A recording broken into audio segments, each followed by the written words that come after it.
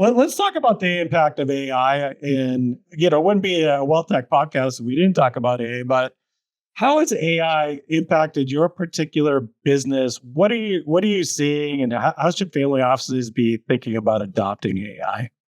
It's a good question. I mean, everybody's talking about AI, right? I saw a good piece out from, I think it was Bain. And when you talk to the C-suite about are they comfortable with their AI strategy? It's like 87%. Like, yeah, we know what we're doing. We know where we're going. We're doing this.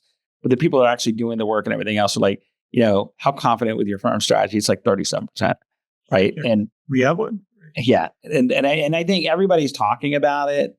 And whether you're in asset management, and if you're thinking about wealth tech, if you're thinking about everybody's talking about it, right? They don't know what they're talking about though.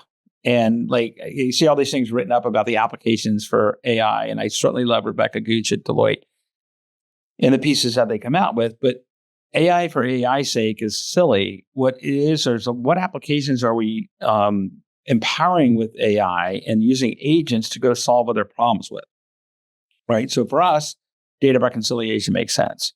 We're working on a couple new technologies right now. We're not working on them. We're giving perspective on it as early access partners. And this is a really interesting area, Mark, where you can take this connection and put it into a data room.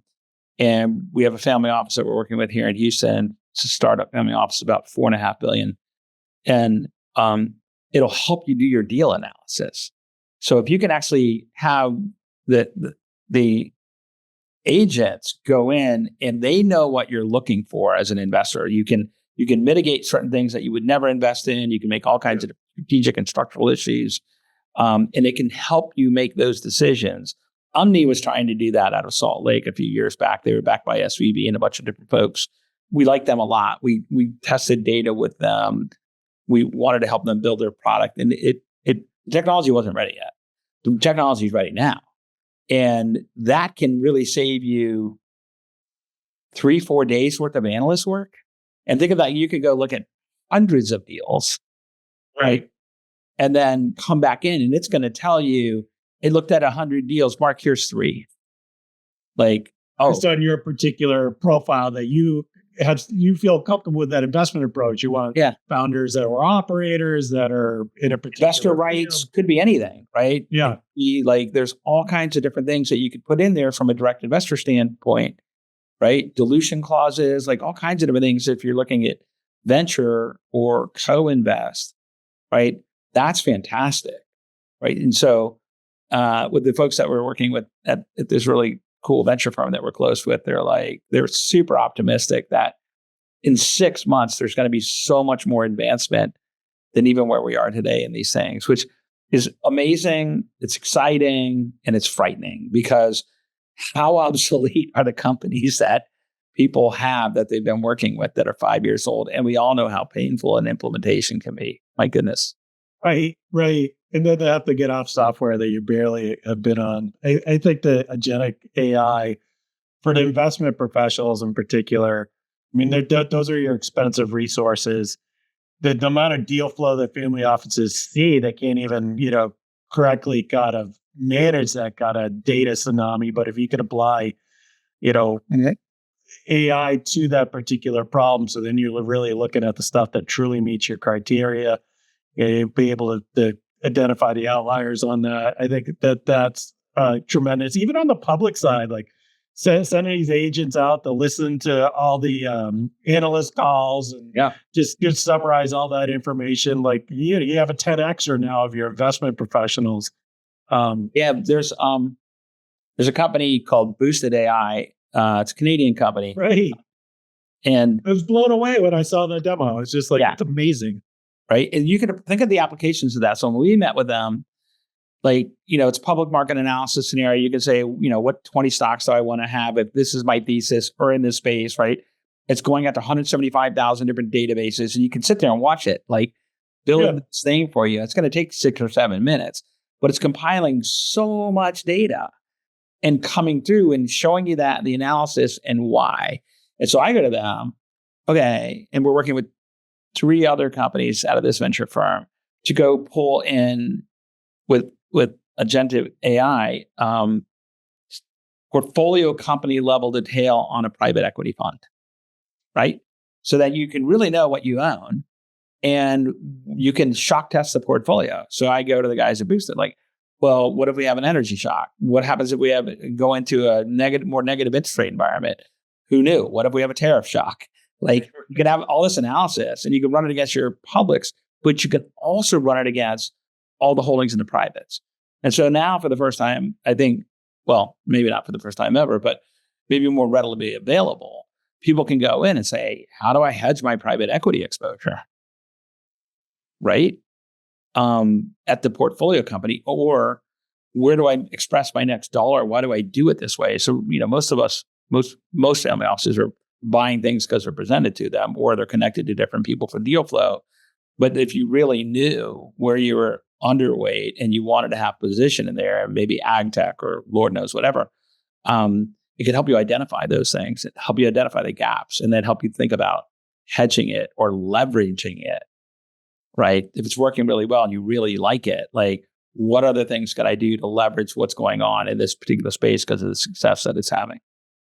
Yeah, I think it's the next frontier. I mean, AI is, especially on the privates, has kind of solved that kind of low value first mile type of data aggregation and conversion of unstructured to structured, and which is certainly a huge leap forward. Don't get me wrong, is that whole world stuck in 1996 in a PDF, but now you can do these things that you're used to doing on the public side in terms of being able to do more dynamic analysis of your portfolio in the underlying companies. I think it's fascinating what AI is going to be able to do to the front office. Where do you see AI impacting the back office? I know you talked about reconciliation a little bit, but can you talk a little bit more about that? Yeah, I mean, we're seeing it happen. I mean, for us, it's automated workflows. For us, it's doing that reconciliation.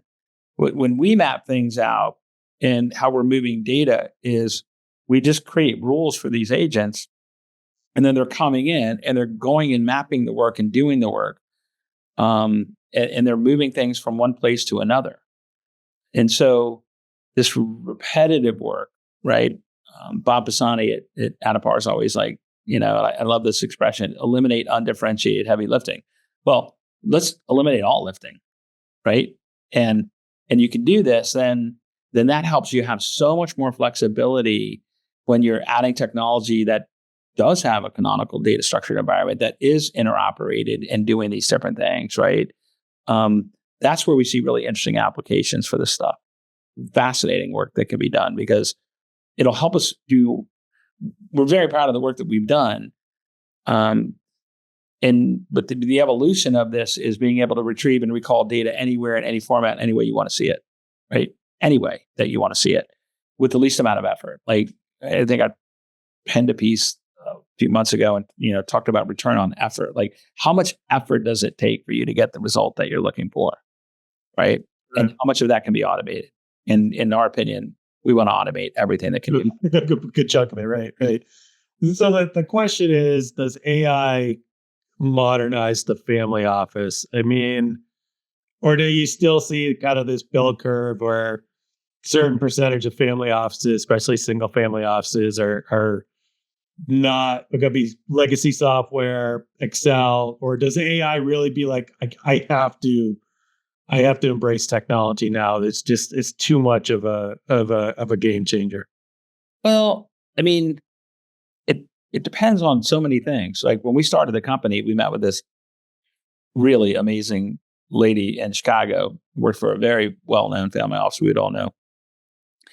And she had a mutual friend, a really good friend of mine from Kellogg, and we sat down and talked with her, and she was like, I love what you're doing, Ray. But she goes, so many family officers are going to be afraid of you. I'm like, why'd they be afraid of me? And I mean, I'm only 5'6" on a good day, like 6.5, right? Like, and she's like, because they have sold to the patriarch that they're doing this already, and they have their arms wrapped around this, right? And so, is Excel going away? No way, because you could more easily get an investment banker to quit drinking and smoking than you could get them to quit using Excel. And so when they build out their family office, they're hiring bright analysts that remind them of them on Excel. Yeah, right. Right. There's going to be all kinds too. And it's like, what's the ability to spend? And the problem is once bitten, twice shy.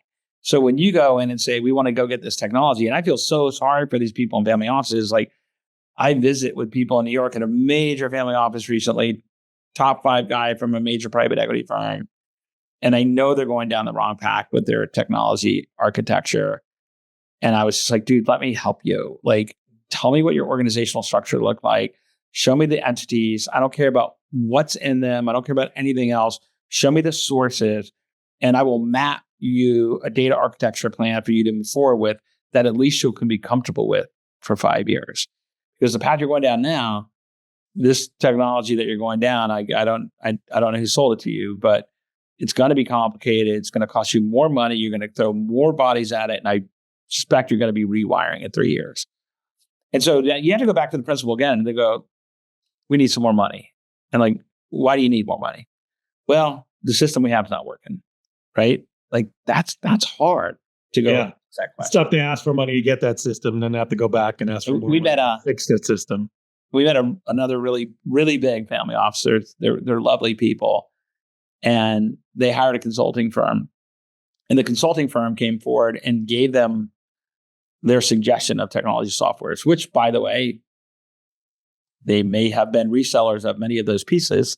And we showed them, we did that same exercise, map the entities, map the ownership, map where everything sits, right? And then, we pre-engineer the outcome that we're looking at from the data structure. And I showed it to her and she's like, this is amazing. She goes back to her consultant and hands it to her and says, this is what I want you to put in the report. And I go to her like, we're having lunch. And I'm like, why did you hire the consultant? And she goes, oh, well, I don't want to deal with salespeople. And if it goes wrong, I can blame the consultant. Right? She's like, yeah, I mean, consultants should add more value than being a scapegoat. And they can help these family offices on these buying journeys, but sometimes you have consultants that are there for consultants' sake.